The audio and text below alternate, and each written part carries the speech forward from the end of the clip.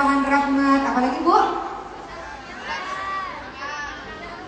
Syahrul Siyam, bulannya puasa. Syahrul Sabar, bulannya sabar. Syahrul Quran wa syahrul tilawah, syahrul Quran, bulan suci Ramadan. Tidak hanya kita diminta untuk sekedar shaum, puasa wajib, tapi juga ada tarawih yang hanya dilakukan di bulan suci Ramadan. Tidak lupa bahwa syahrul Ramadan juga adalah syahrul Quran. Dalam surah Al-Baqarah ayat 185. A'udzu billahi minasyaitonir rajim. Syahrul Ramadan alladzi unzila fihi al-Qur'anu hudan lin-nas.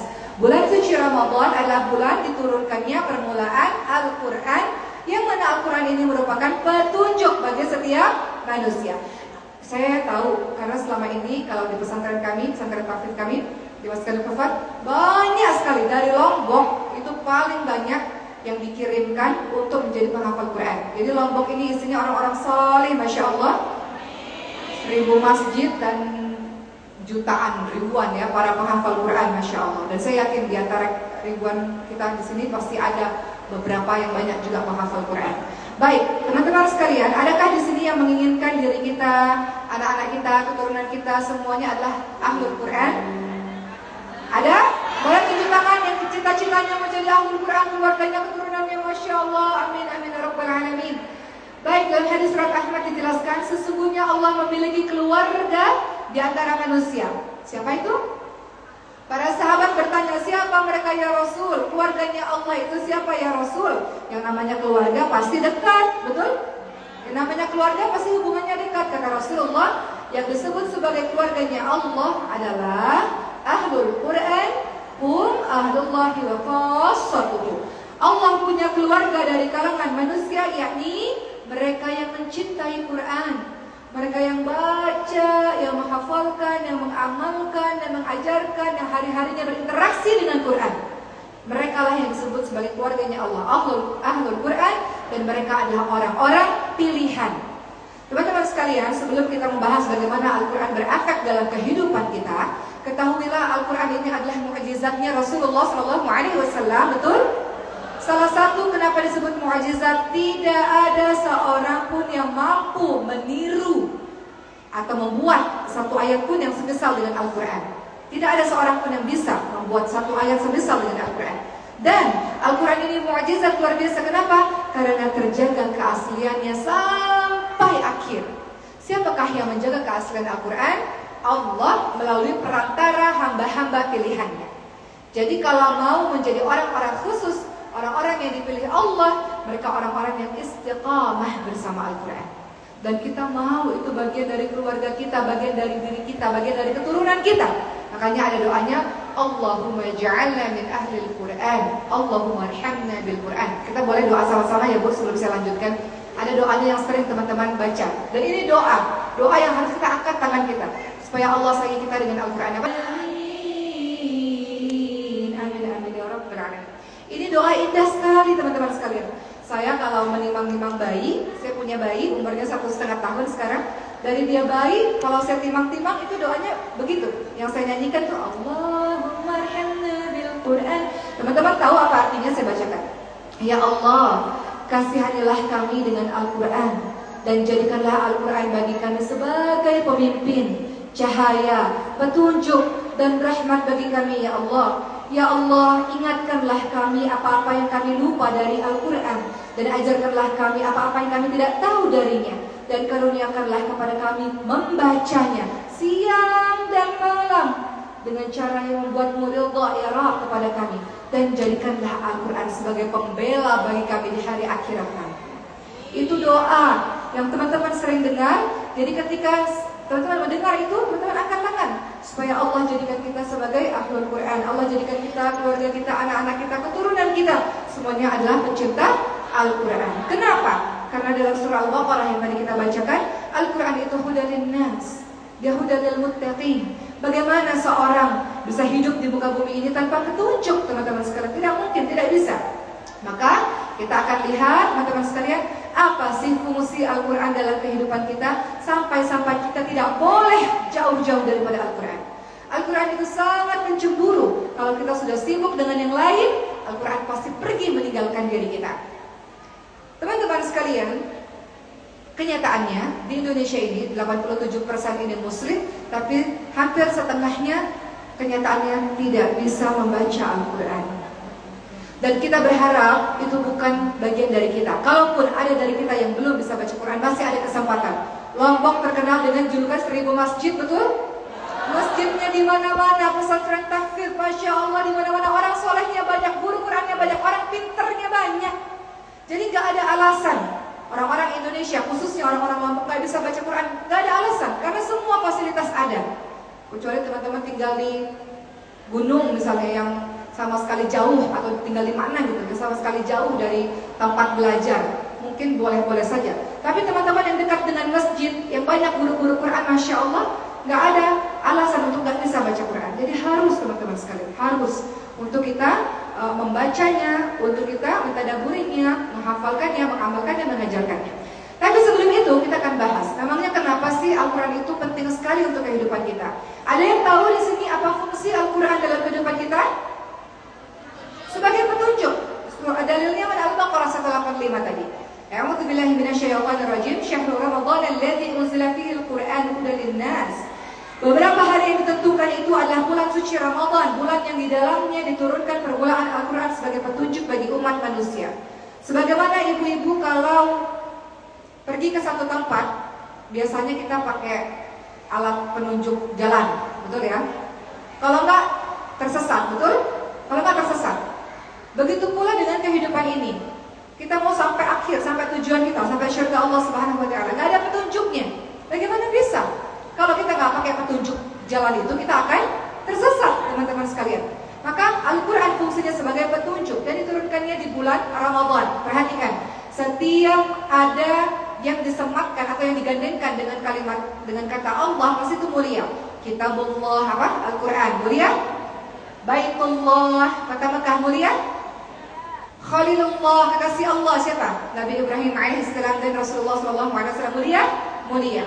Dan juga bulan Ramadan dijuluki dengan Syahrullah, bulan suci Ramadan, bulannya Allah mulia. Kenapa? Karena diturunkannya Al-Quran. Itu sebabnya kenapa Rasulullah SAW banyak sekali bertadarus membaca Quran bersama-sama dengan malaikat Jibril. Itu sebabnya kenapa di bulan suci Ramadan ibadah juga yang harus dikejar, tidak hanya sekedar puasa. Jangan sampai ketinggalan tarawih ya Bu. Nggak ada yang bolong kan tarawihnya kan? Kecuali haid ya, haid itu persoalan lain. Tapi jangan tinggalkan tarawih hanya gara-gara ngantuk. Jangan meninggalkan tarawih hanya karena gara-gara capek. Jangan tinggalkan tarawih hanya gara-gara bukber sana sini. Jangan. Sayang. Rasul ingatkan barang siapa yang menjalankan sholat malam, sholat tarawih dengan iman dan mengharapkan pahala dari Allah, dosa-dosa yang telah lalu diampuni.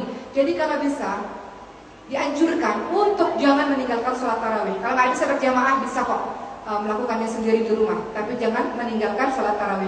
Kembali lagi, ternyata bulan suci Ramadan juga adalah bulannya Quran. Bulan disuruh kita banyak baca Quran, syahrul Quran, syahrul tilawah. Banyak disuruh kita ini membaca Al-Quran, sebagaimana Rasulullah banyak baca Quran. Saya itu Bu mohon izin, dari SMA itu, kami itu biasanya punya grup pengajian ya. Seperti ibu kan ada grup pengajian kan. Dan biasanya menjelang Ramadan kami akan saling bertanya, target kamu dalam satu bulan Ramadan ini mau berapa kali khatam? Dari SMA sampai hari ini.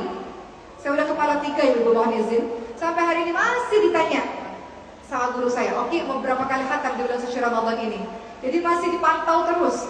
Dan biasanya kalau begitu kita akan bersemangat. Kalau kita tahu teman kita mau 3 kali khatam, 4 kali khatam, 5 kali khatam. Hari ini kamu sudah berapa kali khatam? Hari ini sudah baca berapa juz? Fastabiqul khairat, berlomba-lomba dalam kebaikan. Kalau nggak ada partner, kita akan leha-leha, malas-malas, nggak berlomba-lomba. Tapi kalau ada teman-teman, ayo, hari ini sudah berapa kali baca berapa juz, berapa banyak, itu akan membuat kita semakin bersemangat.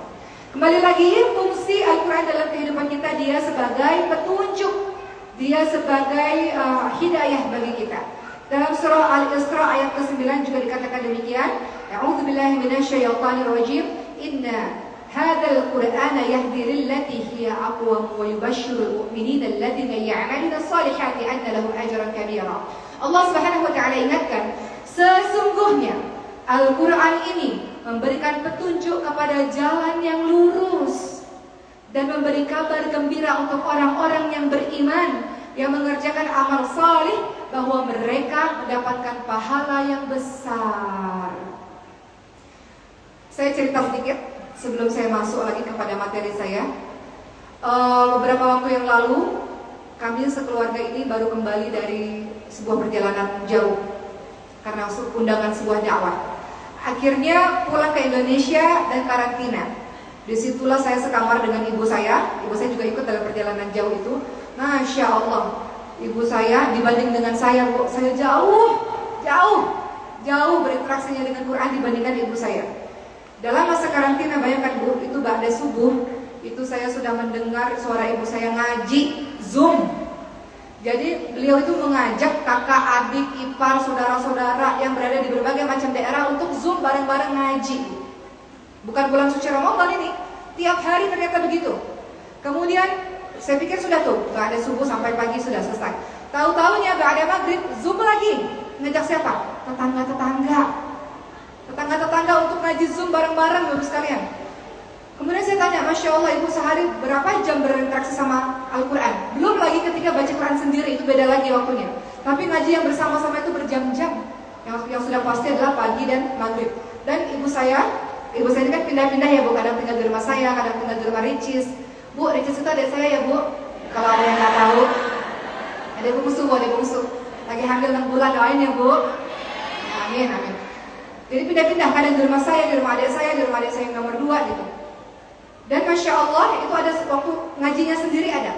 Ketika di rumah saya, itu tahu nggak Bu apa yang terjadi? Itu satu rumah, itu ada mbak-mbak yang kerja, semuanya wajib ngaji. Jadi kalau udah ada ibu disiplin semuanya ngaji, Masya Allah.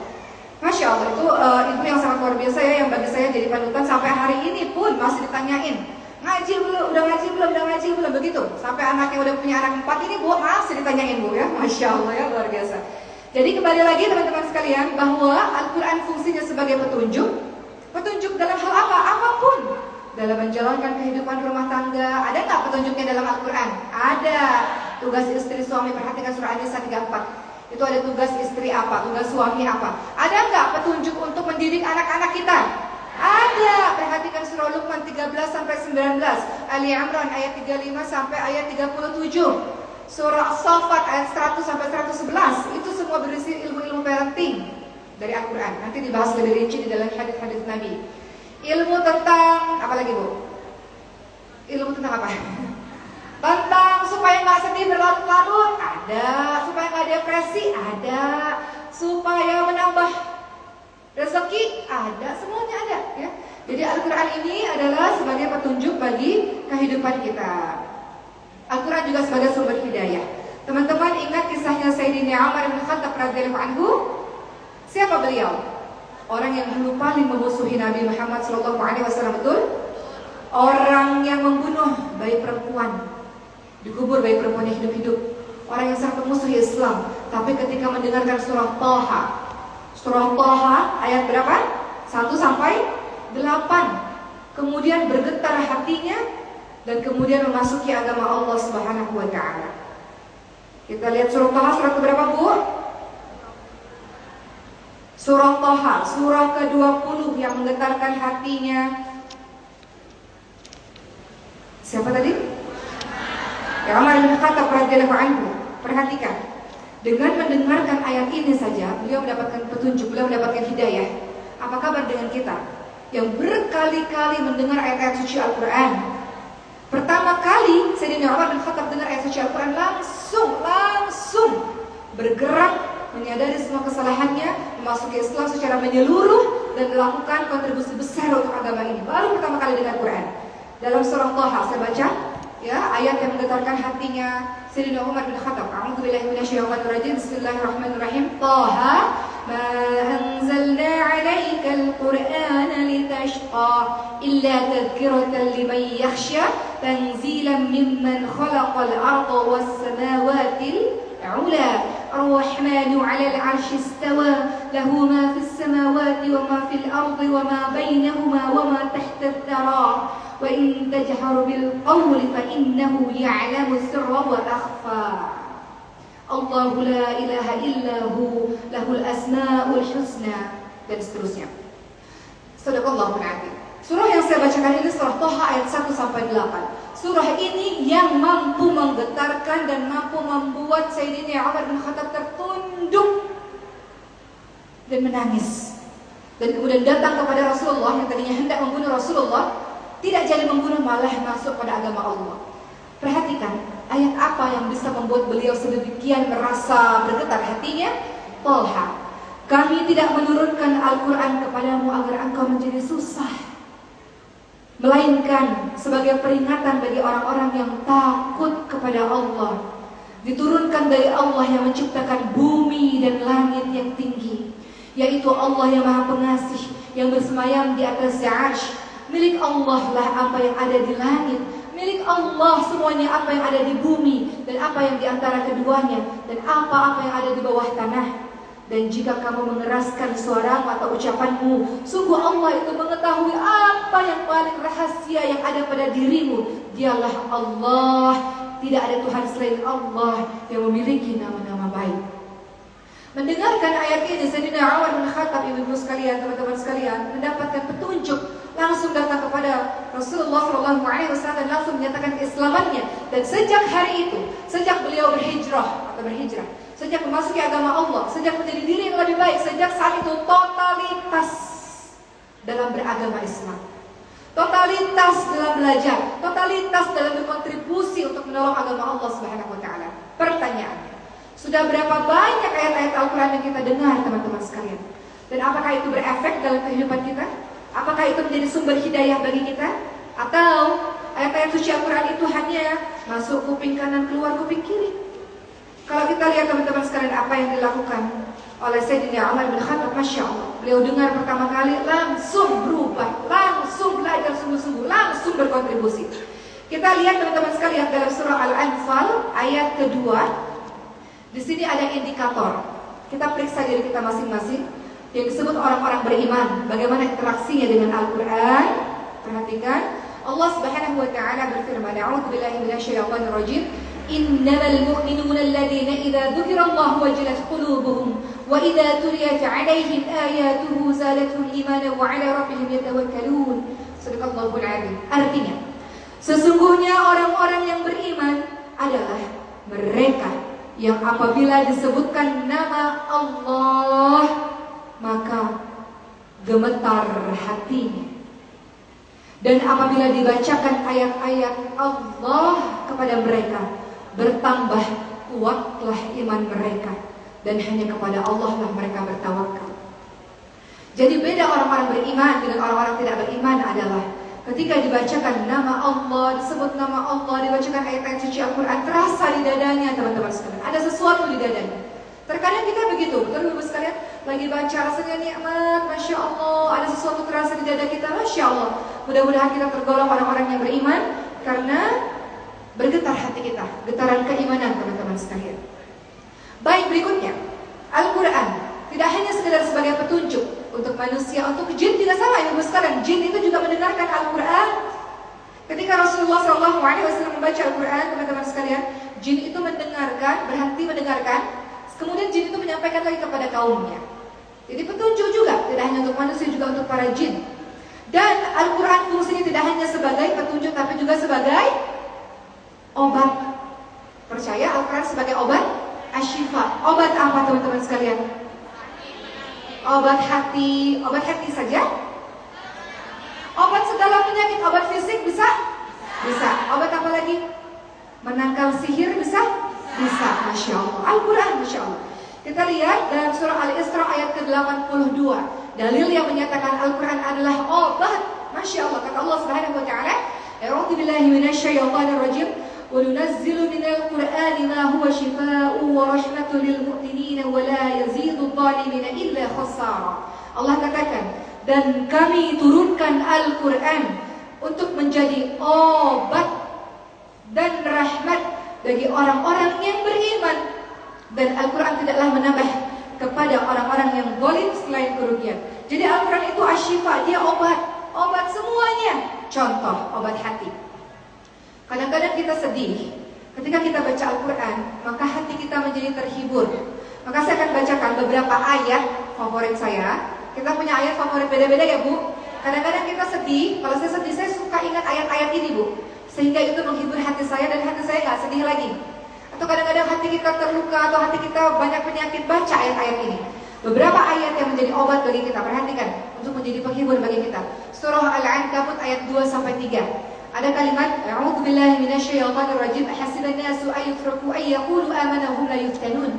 Apakah manusia menyangka bahwa mereka dibiarkan begitu saja ketika mereka mengatakan kami telah beriman, sementara mereka tidak diuji?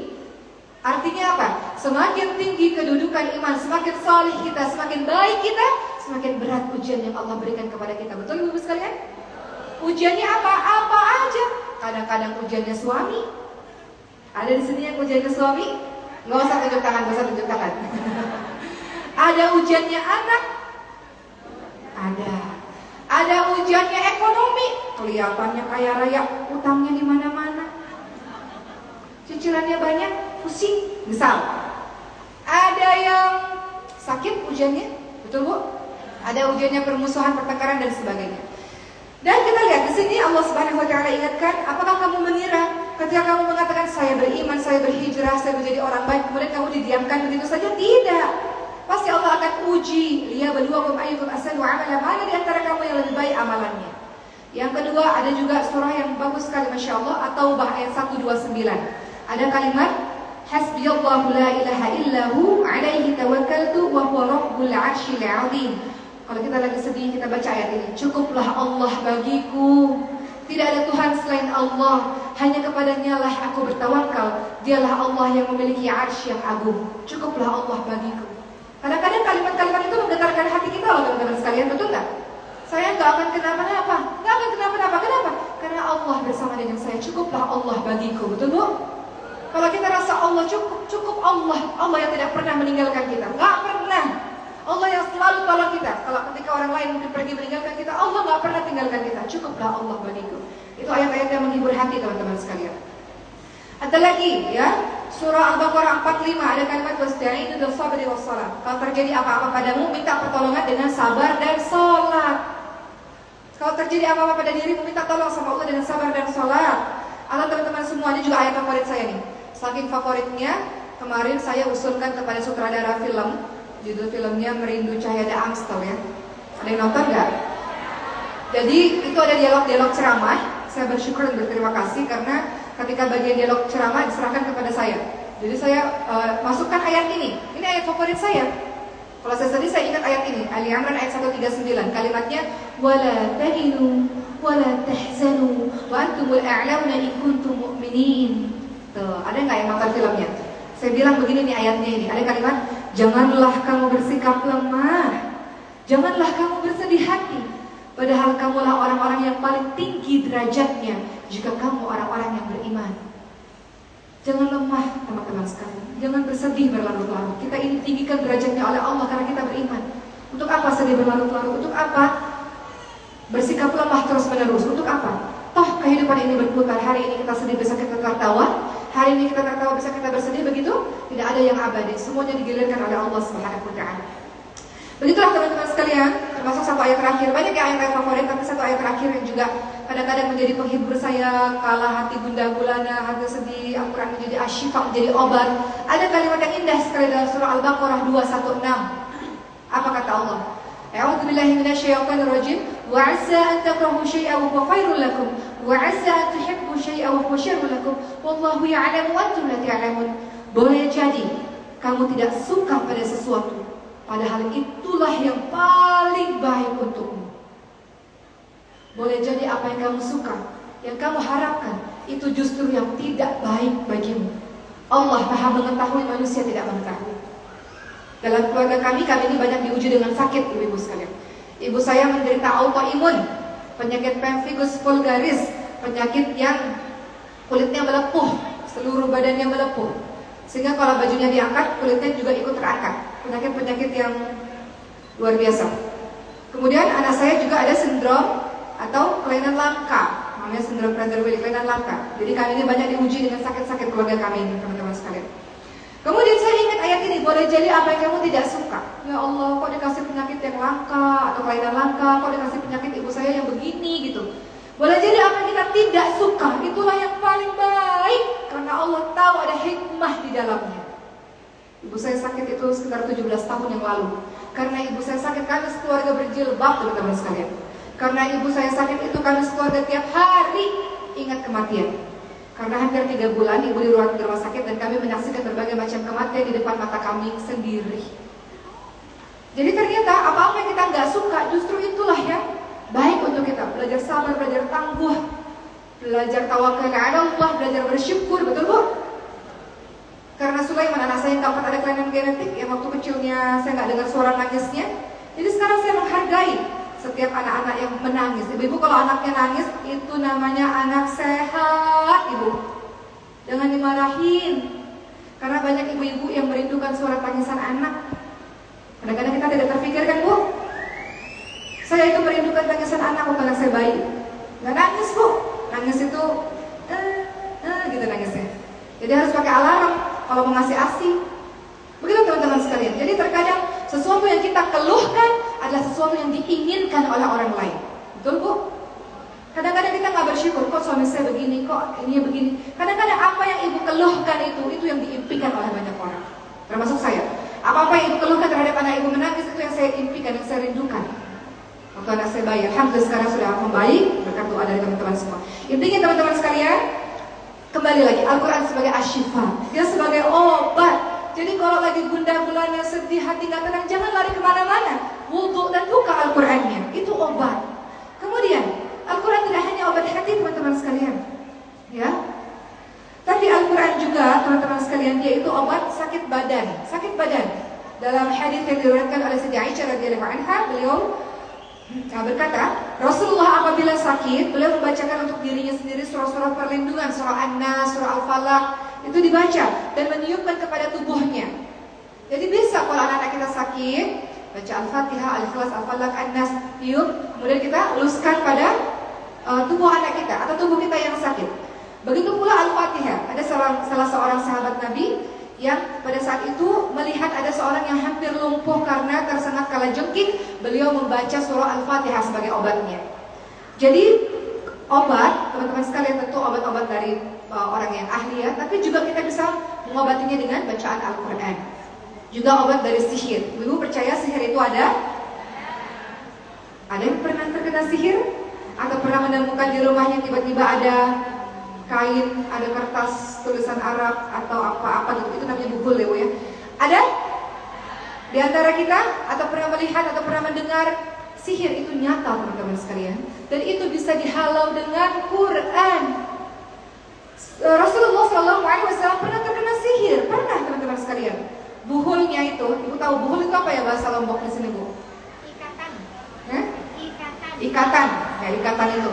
Buhul itu ikatan itu ya. Itu kan harus ditemukan ya Bu. Nah, ikatan buhul sihirnya itu Rasulullah itu ada di dalam sumur dan ditemukan. Dan kemudian Rasulullah SAW melenyapkannya dan kemudian membaca surah An-Nas dan Al-Falaq. Artinya teman-teman sekalian, kita kalau ingin terhindar dari sihir, kita tahu kan teman-teman sekalian, tidak 100% orang-orang suka sama kita, betul? Mustahil. Membuat semua orang cinta pada kita adalah sebuah hal yang mustahil. Ada lovers, ada haters, betul ya? Ada yang cinta, ada yang benci, itu pasti. Rasulullah SAW juga begitu, ada yang suka, ada yang tidak suka, itu pasti. Ada yang iri, ada yang dengki, betul? Makanya dalam surah Al-Falaq itu ada kalimat apa Bu? Surah Al-Falaq itu ada doa tuh untuk kita minta perlindungan dari Allah Subhanahu wa taala untuk orang-orang yang dengki. Ada kalimat a'udzubillahi minasyaitonir rajim.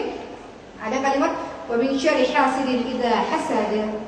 Dalam surah Al-Falaq itu kita minta perlindungan kepada Allah dari kegelapan malam, dari penyihir, dari orang-orang jahat, dari orang yang dengki kepada kita. Jadi doanya dengan cara apa? Zikir pagi petang. Zikrullah, zikir terbaik adalah dengan membaca Al-Quran. Zikir pagi petang silakan. Ada ayat-ayat surah-surah pilihan yang sudah Rasulullah ajarkan kepada kita. Baca teman-teman sekalian untuk menghindari diri kita dari kejahatan-kejahatan para penyihir, orang-orang yang mengirimkan sihir-sihir. Itu Al-Quran. Masya Allah. Bagaimana mungkin setelah kita tahu tentang keutamaan-keutamaan yang banyak dari Al-Quran, lantas kita meninggalkan Al-Quran? Bagaimana mungkin ada orang yang hari-harinya gak pernah baca Quran? Apa yang bisa melindungi dirinya teman-teman sekalian? Betul gak? Sementara kita itu butuh perlindungan. Apa itu? Quran. Ajarkan anak-anak kita, pasangan kita, mbak-mbak di rumah yang kerja Quran teman-teman sekalian.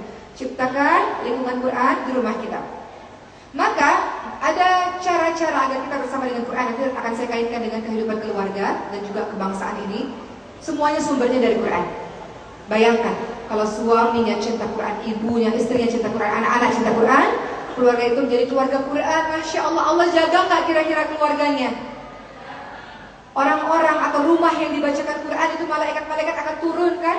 Kemudian juga untuk para penuntut ilmu, malaikat-malaikat akan turun meletakkan sayapnya kepada kita-kita teman-teman sekalian. Yang namanya malaikat turun pasti menurunkan ketenangan.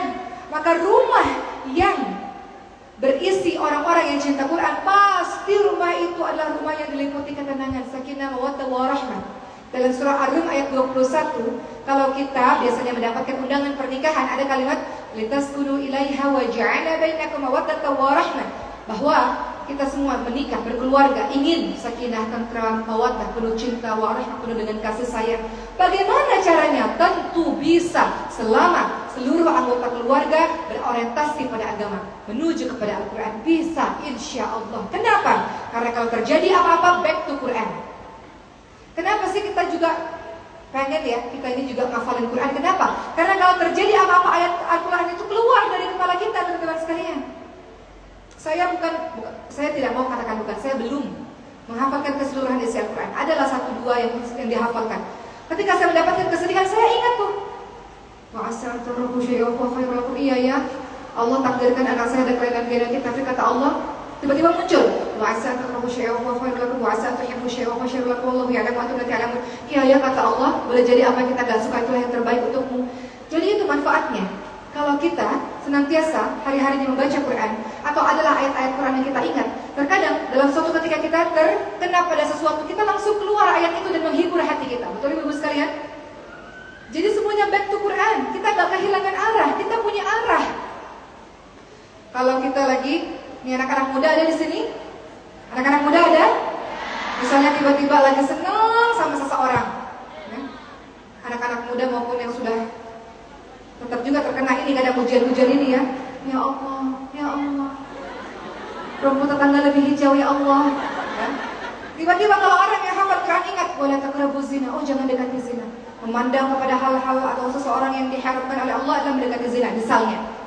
Jadi kalau kita baca, kita hafal, itu otomatis dia keluar, sehingga itu menjaga diri kita teman-teman sekalian. Sehingga itulah yang disebut sebagai Al-Quran jalan kita untuk melindungi keluarga kita insyaAllah, dan juga untuk kebangsaan, untuk bangsa Indonesia ini. Bayangkan kalau negeri kita diisi oleh orang-orang yang mencintai Quran, orang-orang hebat memegang amanah besar, diisi oleh mereka yang cinta Quran, yang takut kepada Allah Subhanahu wa Ta'ala. Kira-kira terjadi kezaliman gak di negeri ini? Kira-kira terjadi kecurangan gak di negeri ini? Tidak. Kenapa? Karena orang-orangnya takut kepada Allah Subhanahu wa Ta'ala, karena berpegang teguh kepada Al-Quran. Itu maksudnya. Kenapa teman-teman di Palestina? Saya ceritakan ini juga di beberapa ceramah saya.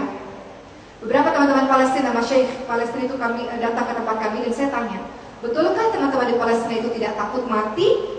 Kan kita sering dengar ya, oh bagi teman-teman di Palestina hidup mulia atau mati syahid, kapan-kapan suatu waktu bisa mati begitu saja. Kita lupa, kita juga bisa mati tiba-tiba, Bu. Gak mesti ada bom, bener gak? Gak mesti. Teman-teman kita di Palestina mengatakan apa? Ketika saya tanya, tentu kata mereka, tentu kami ini orang-orang yang sudah mempersiapkan bekal kematian kami tidak takut mati, karena suatu waktu kami bisa mati kapan saja. Bagaimana caranya supaya tidak takut mati? Bagaimana cara mempersiapkan diri agar siap bertemu dengan Allah? Jawabannya adalah Al-Quran. Masjid-masjid kami itu penuh dengan halaqah-halaqah Quran.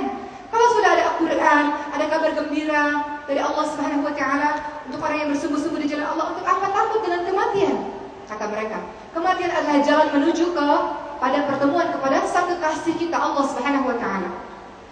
Masalahnya, kita ini kan belum sampai derajat seperti itu. Betul kan teman-teman sekalian? Padahal kematian itu bisa kapan saja. Walaupun saya tahu di antara teman-teman semua ada orang-orang yang saleh, yang sudah siap kapanpun Allah memanggil. Masya Allah, kapanpun Allah panggil. Saya ketemu orang-orang saleh, kapanpun Allah panggil saya siap. Artinya seiring dalam kehidupannya sudah beramal saleh terus, sehingga kapanpun Allah panggil siap. Kematian mendadak bagi orang-orang saleh, teman-teman sekalian, adalah kematian yang dirindukan. Tapi kematian mendadak bagi orang-orang yang durhaka kepada Allah, kematian yang mencelakakan. Jadi terakhir daripada saya teman-teman sekalian, untuk kita bisa dekat dengan Quran adalah dengan membacanya. Nanti di hari akhir dikatakan pada sang pencipta Quran, baca dan naiklah ke derajat surga berikutnya. Bacalah dengan tartil sebagaimana kamu bacanya di dunia, karena kedudukanmu tergantung dari ayat-ayat terakhir. Atau hafalkan, engkau baca. Begitulah teman-teman sekalian. Dan jangan lupa tidak hanya baca, tapi tadabbur juga, memahami artinya, menghafalkannya. Ya, kata Rasulullah, sesungguhnya seseorang yang tidak ada di badannya, di perutnya sedikit pun Al-Quran adalah seperti rumah yang rusak, seperti rumah yang hancur. Mendengarkannya, boleh nggak kita banyak di mobil kita dengar merotan ayat suci Al-Quran, di rumah kita putar ayat suci Al-Quran, boleh Bu? Biasakan, hindari lagu-lagu yang tidak ada manfaatnya. Biasakan telinga kita banyak dengar merotan ayat suci Al-Quran, beramal Al-Quran dan mengajarkan Al-Quran semampu kita. Kita misalnya Iqra, ajarkan Iqra. Kata Rasulullah, khairukum man ta'allama al-Qur'an wa 'allamahu. Sebaik-baik orang adalah orang yang mengajarkan Quran dan mengajarkan Quran, teman-teman sekalian. Sehingga dengan begitu, kalau kehidupan kita sehari-hari bersama Quran, Allah jaga keluarga kita, insyaallah. Kalau Allah sudah jaga keluarga kita, kita punya energi besar, kita bisa melakukan kontribusi besar untuk membangun bangsa ini. Betul, Ibu sekalian? Sekarang, izinkan saya memperlihatkan kepada ibu-ibu semua, di sini ada semua, sebuah video tentang Masya Allah Indonesia. Kita semua bersemangat untuk mencetak anak-anak kita menjadi penghafal Quran. Tapi ingat, tidak semua anak-anak kita ini adalah anak-anak yang mampu. Ada anak-anak yatim, du'afa, mu'allaf yang memerlukan pertolongan dari kita untuk mereka menghafalkan Quran. Untuk itulah kami dan beberapa teman kita semua sama-sama berjuang untuk mencetak para penghafal Quran dari seluruh Indonesia, full beasiswa. Saksikan video mereka ketika mereka di wisuda. Banyak dari mereka tidak tahu orang tua mereka siapa, tidak pernah bertemu orang tua mereka. Mereka selesai 30 juz berkat pertolongan harta dari ibu-ibu semua, bapak-bapak semua, sehingga mereka bisa melanjutkan pendidikan mereka. Semua anak berhak mendapatkan pendidikan yang sama, betul? Mau dia yatim kah, mau dia miskin kah, semua orang berhak. Apalagi mereka anak-anak yang saleh, anak-anak yang penuh dengan semangat. Kita bantu, karena sesungguhnya mereka lah yang tolong kita.